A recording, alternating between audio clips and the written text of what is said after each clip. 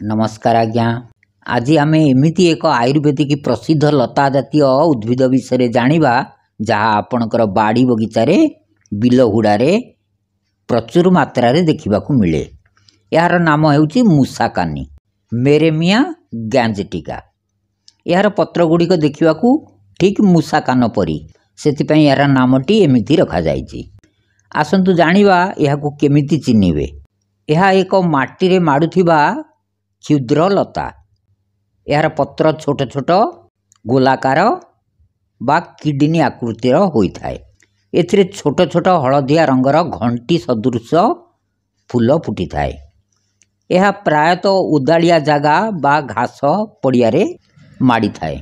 यह एक प्रसिद्ध आयुर्वेदिक औषध जार अनेक लाभ रही, जो मुख घा, काश, अंतनलीर समस्या, कुर्मी समस्या, प्रदाह एवं मूत्र रोगर चिकित्सा अंतर्भुक्त। यह मस्तिष्क एवं गंठी जंत्रणा, स्नायुतंत्र को शक्तिशाली करने, मनोभाव उन्नत करने, मृगीबात रोग, गठियाबात रोग एवं रोग प्रतिरोधी शक्ति वृद्धि करने लाभदायक। यह छड़ा अन्य उपकारिता विषय आगे वीडियो देखंतु। मूसाकानी गछर वैज्ञानिक नाम मेरेमिया गैंजेटिका लीन, इंग्लिश रे rat year plant, kidney leaf morning glory, Sanskrit रे मूसाकर्णी, आखुकर्णी, आखुपर्णी, पर्णिका, भूदरी भवा, भेकपर्णी कुआ जाए। हिंदी रे मूसाकानी, मूसाकर्णी। यार औषधीय उपयोग आयुर्वेद अनुसार यह एक शक्तिशाली औषध। यार प्रधान उपकारिता गुड़िक है कान बिंधा किंबा कानरू पूज बाहरुले मूसाकानी पत्र रस को सामान्य गरम करी गोटे 2 टोपा कान रे पकाइले तुरंत आराम मिले। कफ और काश यार पत्र रस को महू सहित सेवन कले पुराना कफ और काश भल हुए। कुर्मी रोग पिलामानंकर पेटर कुर्मी होइतिले यार चेर बा पत्रर काढ़ा खूब उपकारी। मूत्राशय समस्या परिस्रा रे जलापोड़ा होउतिले यही पत्रर रस पीवा द्वारा उपशम मिलता है। शोथ, फुला दरज, स्वेलिंग शरीर रे जदि कौनसी अंगरे फुला दरज होइतिले मूसाकानी गछ को बाटी करी अल्प गरम करी लेप लगाइले फुला दरज शीघ्र कमी जाए। मुख भीतर घा मूसाकानी पत्र चोबईले मुह भितर होइथिबा घा, तुंडुका इत्यादि ठीक हो जाए। कफ 10 ग्राम मूसाकानी पंचांग पूरा गछ को कुआ जाए। 200 ml पानी रे फुटाई छाणी करी 10 रु 15 ml मात्रा रे पीवा द्वारा काशरू मुक्ति मिले। अंतनलीर कुर्मी 5 ml मूसाकानी पत्र रस पीवा द्वारा पेटरे थिबा कुर्मी मरी जाती। वायु कारणरू पेट फुली मूसाकानी मूल को पानी रे पिसी करी पेट उपरे लगाइबा द्वारा पेट फुलिबा समस्या कम हो जाए।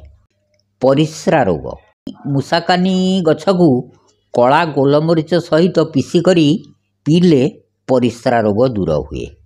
गर्भ प्रयोग मूसाकानी मूल को बाटी करी जोनी रे लगाइले गर्भधारण रे बाधा सृष्टि करुथिबा जोनी दोष दूर हुए। यह लिकोरिया धला पानी रे मध्य काम करे। मृगीबात रोग एपिलेप्सी पाई मूसाकानी रस शंखपुष्पी बचकू गाई घी रे विधि अनुसार तैयारी करी यार घी 5 ग्राम मात्रा रे सेवन करिबा द्वारा मृगीबात आक्रमण ह्रास करिबारे सहायता मिले। गठियाबात रोग, आम बात रोग, संधिबात रोग, रुमेटाइजम पेन पाई मूसाकानी गछ को बाटी करी एवं सेतिरे जौ अटा मिसेई पेस्ट प्रस्तुत करी जंत्रणा जगार बांधी देले फुला दरज जंत्रणा शीघ्र दूर हुए। मूसाकानी विषय आयुर्वेदिक श्लोक मूसाकानी को संस्कृत रे आखुपर्णी बोली कुहा जाए। आखुपर्णी रसे तिक्ता कटुस्ना कफवातजित मृतला कृमि हृदयोग कंठरोग विनाशिनी भाव प्रकाशनी घंटी लिखा। मूसाकानी स्वाद रे पीता लगे।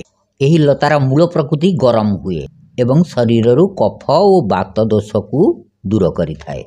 यह परिस्रा परिमाण बढ़ाइबारे साहाय्य करे। एथिरे ड्यूरेटिक गुण थाए। यह कुर्मीनाश करे, हृदय रोग पाई हितकर एवं कंठ संबंधी रोग को मूलरू नष्ट करिथाए। मूसाकानी गछर आउ गोटे आयुर्वेदिक श्लोक है तिक्ता कषाया शीतला शोथनाशिनी वेदनाहरा रक्तपित्त सामिनी। मूसाकानी गछ तिक्त ओ कषाय रसयुक्त शीतल गुण थिबा हेतु दरज और वेदना को कमाए एवं रक्तपित्त दोष को शांत करे। शरीर में चोट लगी कि आंठू गंठी जंत्रणा हेउथिले मूसाकानी गछ बाटी करी लेप लगाइले आराम मिले। जादू काछु कुंडिया व्रण इत्यादि चर्म रोग उपरे पत्रर लेप उपकारी। कौन सी घा सुखिबा पाई चोट लगी कटा घा को भी ठीक करिया पाई पत्रर रस घारे लगाइले शीघ्र आराम मिले। ज्वर एवं ज्वाला शरीर ताप एवं जलापोड़ा कमाइबारे साहाय्य करे। रक्त को शुद्धि करी चर्म समस्या दूर करे। पित्त दोष को शांति करे। शीतल प्रभाव थिबा कारणरू पित्त दोष रे उपकारी। सतर्कता यही वीडियो केवल शिक्षामूलक उद्देश्य रे तैयारी करा जायछि। मूसाकानी गछर औषधीय व्यवहार पूर्वरु निश्चय एक आयुर्वेदिक डाक्तर परामर्श नियंतु। जय जगन्नाथ।